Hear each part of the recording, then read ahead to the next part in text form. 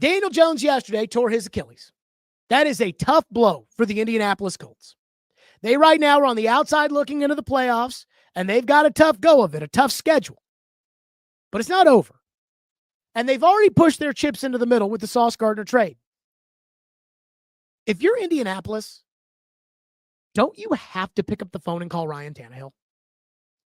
The trade deadline is passed. So if you were going to go out and get a Kirk Cousins, you can't. Because, again, you can't trade for him. So then the question is, well, who's out there?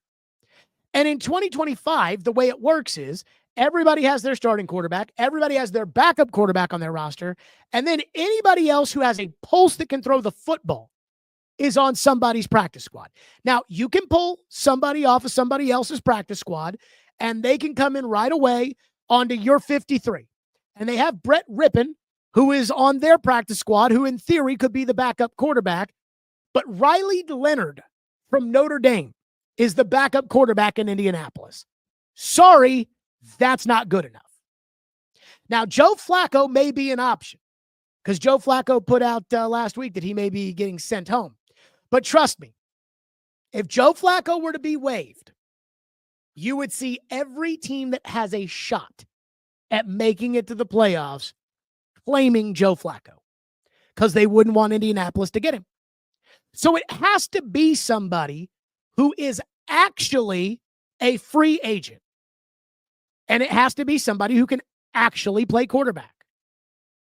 By my count, there's one guy out there who can do it. Ryan Tannehill. Ryan Tannehill has maintained that he probably doesn't expect to go back to the NFL, but he stayed in shape just in case. And I kept saying, when Ryan Tannehill last year in 2024 had really no interest in being a backup, it made sense to me. Ryan Tannehill has made close to $300 million in his life.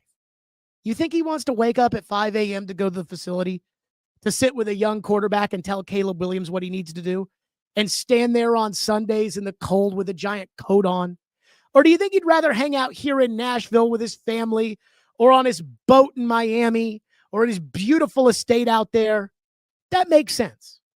But the truth is, a guy like Tannehill, and we know him well, is a competitor, which means that if the opportunity arose for Ryan Tannehill to have a shot to get back in the NFL, to get the ball in his hands, have a chance at the playoffs, have a chance in a wide open AFC,